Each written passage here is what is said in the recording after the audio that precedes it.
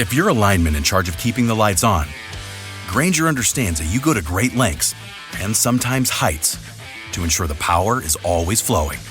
Which is why you can count on Grainger for professional-grade products and next-day delivery, so you have everything you need to get the job done. Call 1-800-GRAINGER, click Grainger.com, or just stop by. Grainger, for the ones who get it done. Hello and welcome to Alexis Knight Headline Lies, the real stories behind clickbait spin. Every day the headlines hit fast, but what is the real story behind the spin? I'm Alexis Knight, and today we're breaking down 5 of the most viral, misleading, or just plain wrong headlines that hijacked the news cycle. From twisted facts to full-blown fiction, let's take a closer look. First up, and I quote, Dave Portnoy apologizes for role in spreading vicious rumor that practically ruined college student's life. April 10th, 2025. Now, to the casual reader, this headline sounds like a confession. Dave Portnoy, the founder of Barstool Sports, is positioned as someone who helped spread a damaging lie, one that nearly destroyed a young woman's life. The words vicious and apologizes and even, quote, practically ruined, they're emotionally loaded and suggest a level of personal involvement and wrongdoing. Most people assumed Portnoy had posted or repeated the rumor himself, and the public interpreted this as Barstool actively spreading slander about a 19-year-old college student. The backlash was instant, with many labeling Portnoy as reckless, irresponsible, and guilty of weaponizing his media reach. The headline didn't leave much room for doubt. It made it sound like Portnoy's platform was directly responsible for a public takedown. And let's face it, in today's outrage economy, people aren't looking past the headline, not always. People think the headline is the news, and they're assuming the headline is truth. This headline, it was seen as more than carelessness. It was framed as deliberate harm from a media personality with a long track record of being provocative. Portnoy's critics used this moment to reinforce existing narratives about him and the culture around Barstool Sports. That they play dirty, that they punch down, and that they never take accountability until now. But here is the truth. The rumor that circulated involved Mary Kate Cornett, a 19-year-old student at the University of Mississippi. It falsely claimed that she had an inappropriate relationship with her boyfriend's father. This was a completely fabricated story. Completely fabricated. And it first gained traction after ESPN's Pat McAfee made a vague reference to it on his show, and from there it exploded on social media. Why would you start something without verifying it? I mean, this thing had meme accounts, it had online personalities repeating the claim, and there had been no verification. It became content, twisted, viral, and totally baseless. Some Barstool Sports creators referenced the rumor casually without sourcing or fact-checking. They didn't start it, but their platforms helped carry it. Within hours, the story had been seen by millions, and Cornett's name was in circulation, even though there was zero evidence behind the accusation. Zero. Dave Portnoy initially denied any wrongdoing. He claimed Barstool wasn't responsible and did not knowingly participate in spreading the rumor. But then receipts surfaced. Screenshots and clips showed Barstool personalities referencing the rumor publicly as criticism mounted. Portnoy then issued a formal apology. He acknowledged that Barstool's creator did, in fact, help amplify this lie. And while he didn't personally spread it, his platform contributed to the damage at the end of the day. And he took responsibility, admitting fault and stating their legal team was in communication with Cornett's representatives. Now, for the victim here, Mary Kate, everything here was devastating. She became a target of harassment and bullying and digital abuse.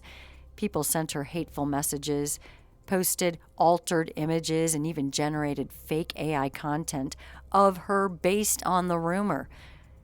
This poor woman was forced to leave campus housing, and she transitioned to online classes in the middle of her hell. Her mental health suffered, and her privacy was shattered. She has since spoken out that the experience destroyed her life, not because of one post, but because of the snowball effect of careless amplification.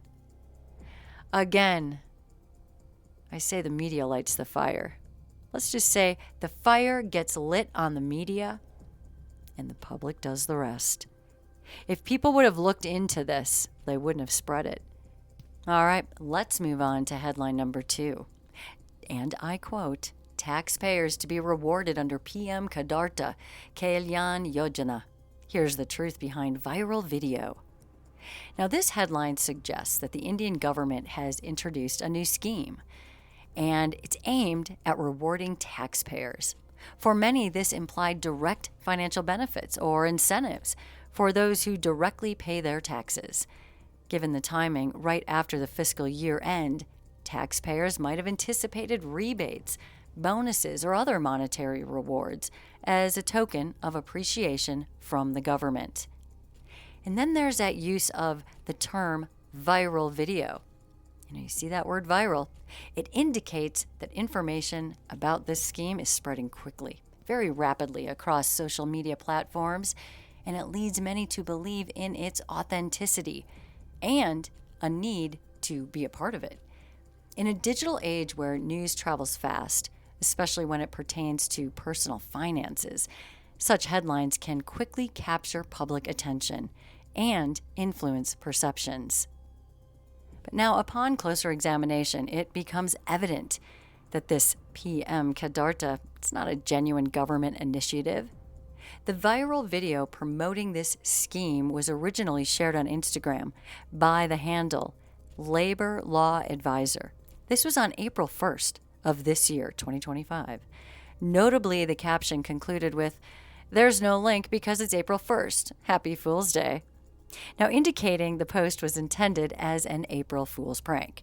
Despite the lighthearted intent, this video gained significant traction, and it did lead many to believe in the existence of it. The rapid spread of the video, coupled with its professional presentation, lent it an air of credibility.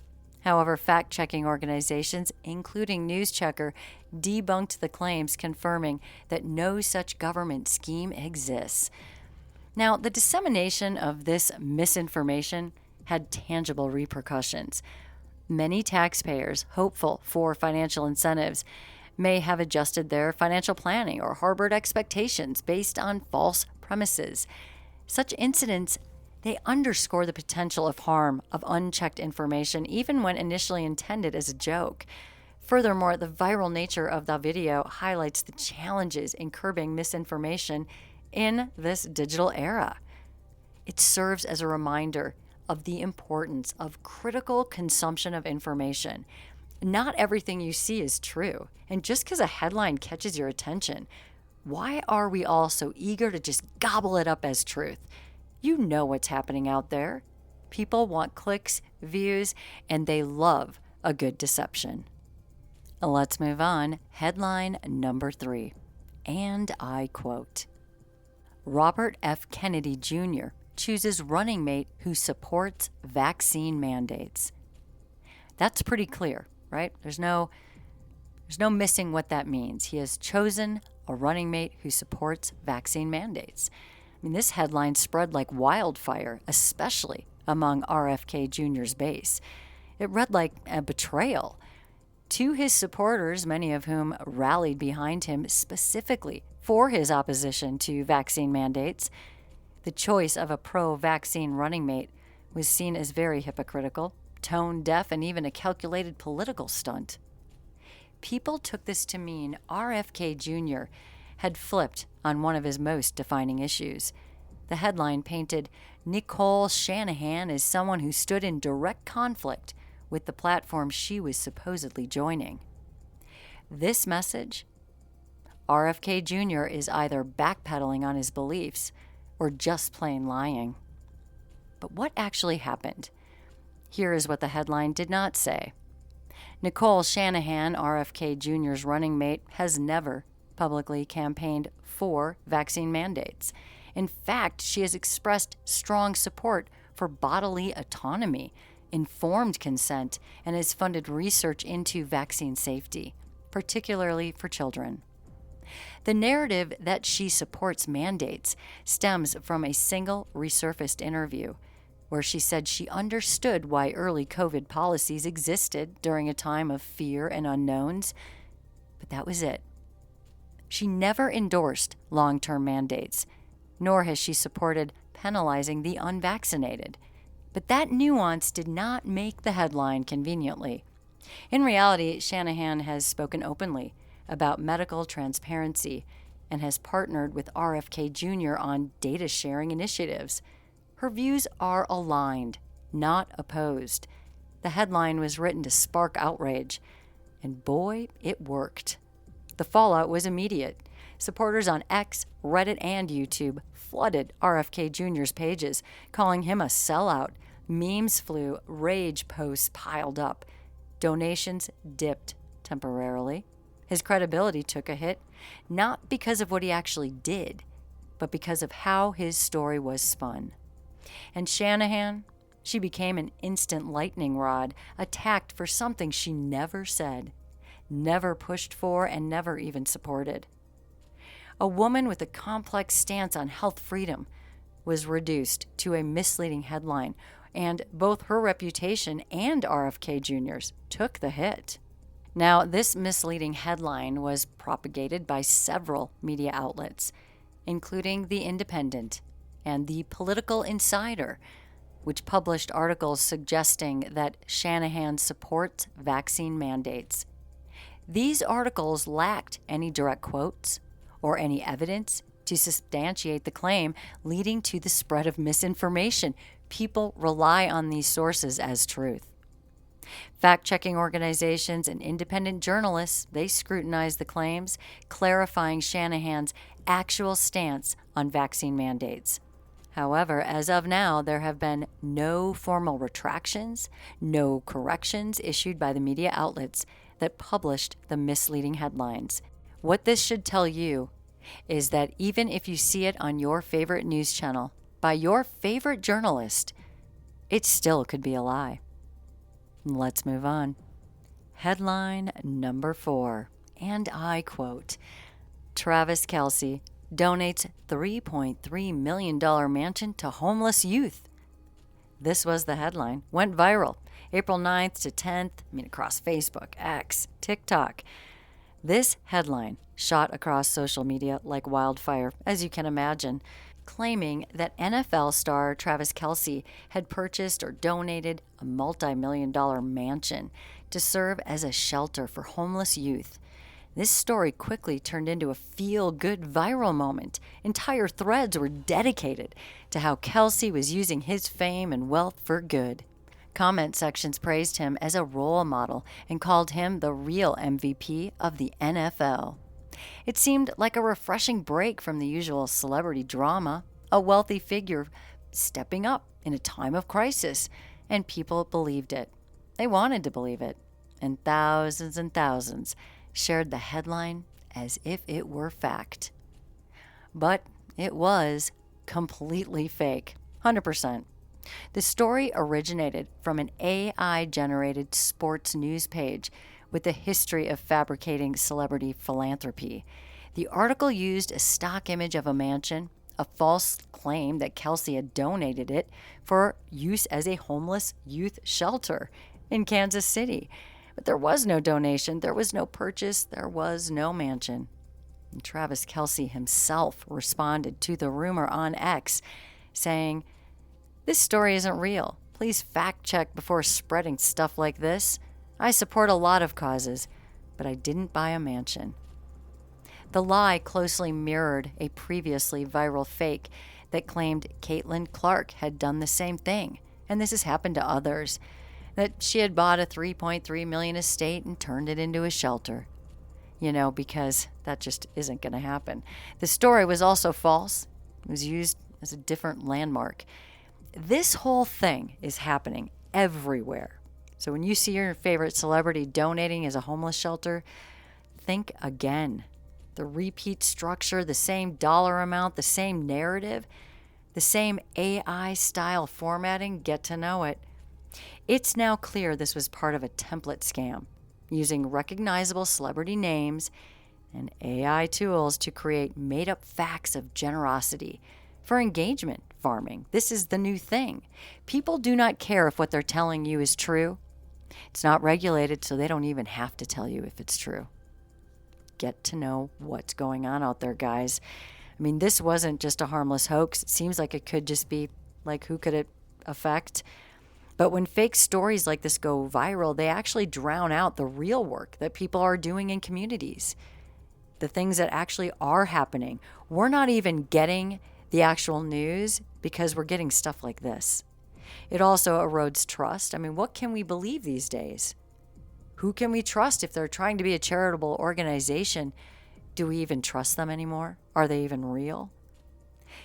These things damage reputations even when they seem positive. I mean, for Travis Kelce, this turned into a PR cleanup, just so you know. He had to issue statements clarifying that he did not donate a mansion, and then still had to face backlash from people who thought he was backtracking or trying to stay humble. Meanwhile, real organizations doing the work for trying to house homeless, they saw no increase in donations. They don't get any attention at all because people thought somehow the rich people already took care of everything. Okay? And worse, misinformation accounts that pushed the story, they get thousands of followers. The AI created blog that started it all. It's still up and it's still lying, guys. Still profiting from fake feel-good content. Well, let's move on to our last headline of the day, and I quote, RFK Jr. promises to eliminate autism by September. I mean, this headline spread. You know it would. Spread among vaccine skeptics, fringe health influencers, and conspiracy forums. It claimed that presidential candidate Robert F. Kennedy Jr. promised flat out to eliminate autism by September if elected.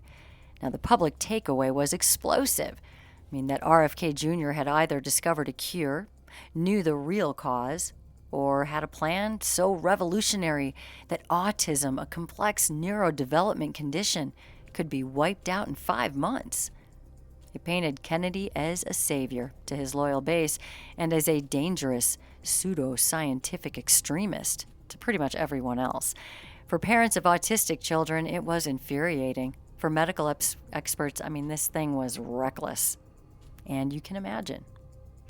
But what actually happened was RFK Jr. never, ever said he would eliminate autism at all, much less by September. This quote came from a fabricated screenshot made to look like a Fox News post.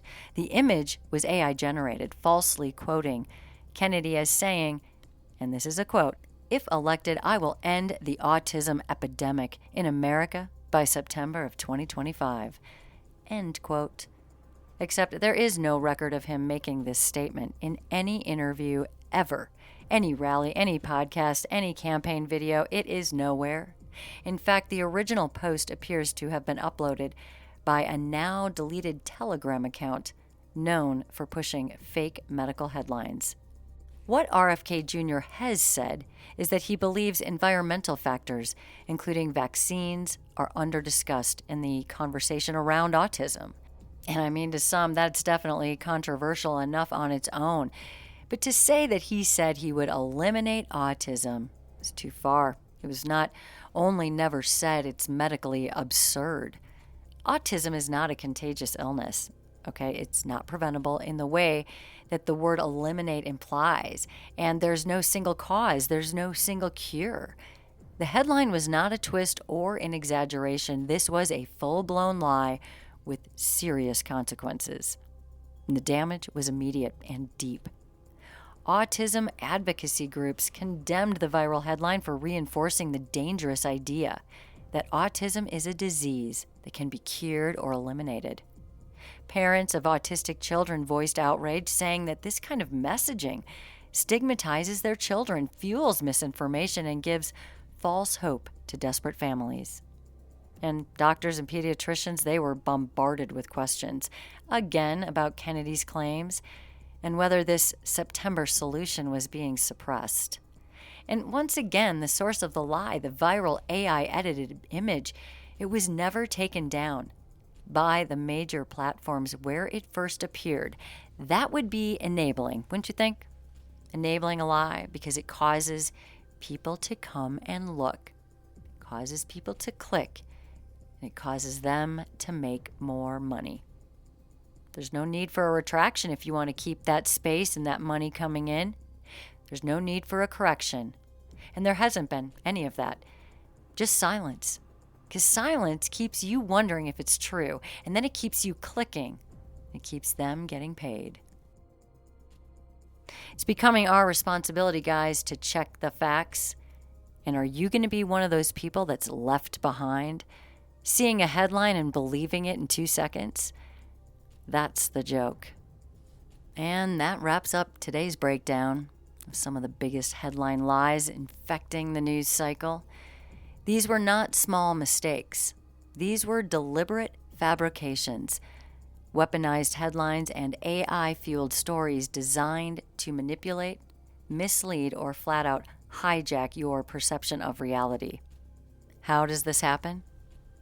Well, no one's going to tell you this on the evening news, but there is no law in the United States that requires the news or anyone to tell you the truth. No law in America that requires the news to tell you the truth. They just don't have to. Let that land for just a moment. News outlets can call themselves trusted. They can use words like fact-based and confirmed and sources say. But none of it has to be regulated. I'm telling you, I'm here to bring you the facts.